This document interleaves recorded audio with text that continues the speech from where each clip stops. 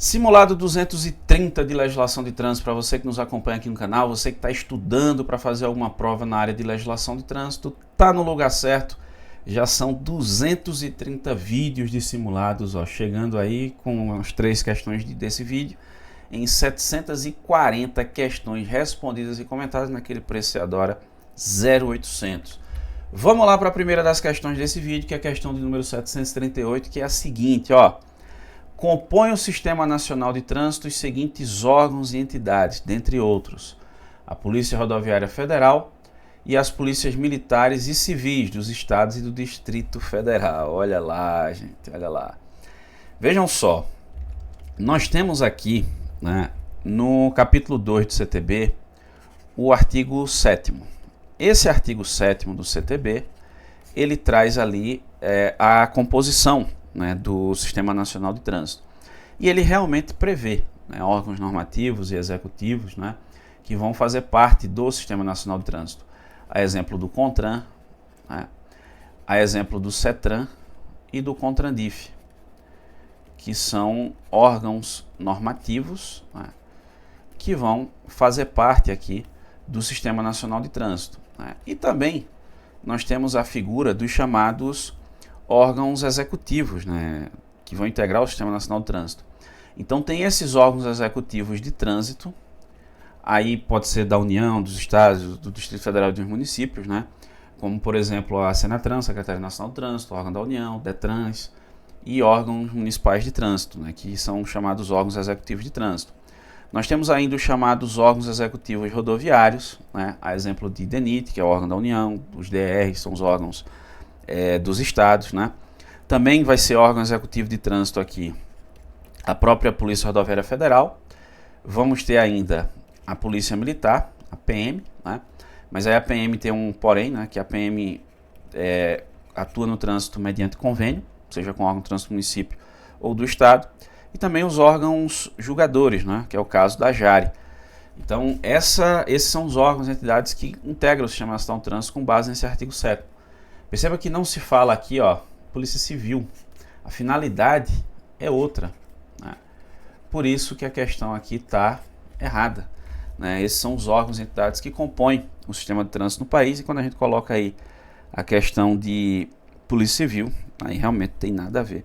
A questão está errada. Bora para mais uma. Vamos embora para a questão de número 739. A questão do número 739 é a seguinte, ó. Márcio conduziu o veículo da empresa na qual ele é funcionário. Então, ele conduziu o veículo da empresa. Mas antes de sair, ele não verificou que a lanterna traseira estava queimada. Olha a bronca. Dias depois, a empresa recebeu uma notificação de autuação e fez a indicação de Márcio como sendo o real infrator, né? Nesse caso, por conduzir o veículo com lâmpada queimada, que é infração de natureza média, se não for aplicada a advertência por escrito, ele pode receber 4 pontos no prontuário e multa de R$ 130,06. Ó, aqui é o seguinte, gente, eu vou colocar errado e aí vocês escolhem qual dos erros que vocês vão usar como referência para dizer que essa questão está errada. Mas bora lá.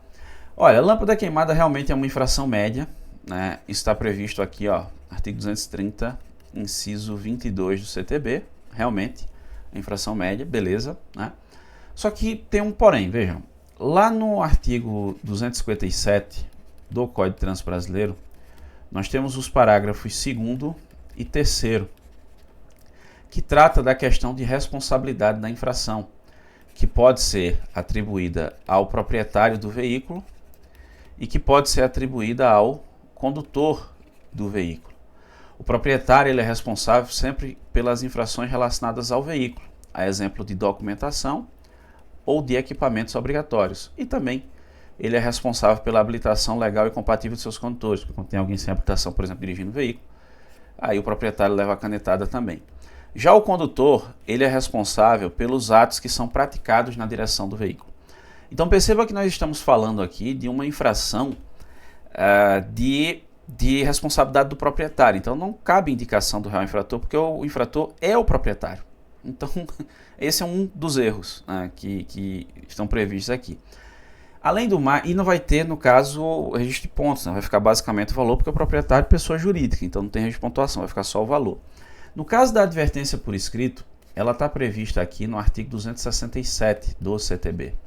E ela deve ser aplicada, não tem essa de se não for aplicada, ela deve ser aplicada quando o condutor preencher os requisitos previstos na lei para a aplicação da penalidade de advertência, que é se tratar de infração leve ou média, que seria o caso, vamos dizer que o veículo fosse de Márcio, e ele não tiver cometido nenhuma outra infração nos últimos 12 meses. Então seria, nesse caso, aplicada só a advertência. Na hipótese de ter a multa aplicada, lá no artigo 10, parágrafo 8º da Resolução 918 de 2022 do CONTRAN, nós temos a previsão de que essa multa é nula, porque não deveria ter sido aplicada a advertência, a penalidade de multa, quando estiverem presentes os requisitos para se aplicar a advertência. Então perceba que tem várias questões erradas na afirmativa e você só escolhe qual delas você quer para justificar a resposta, né? Mas a questão está errada.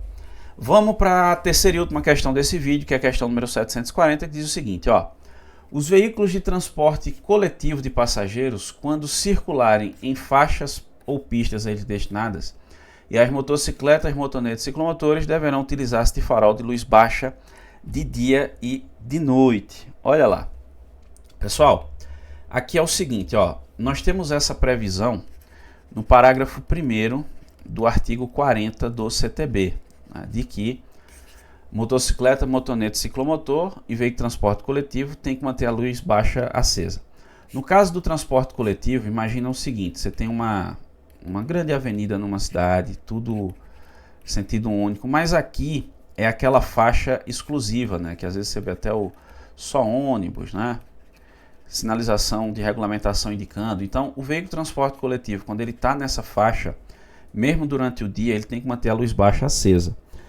E se ele não tiver nessa faixa, de repente na minha cidade não tem, então ele não tem essa obrigação.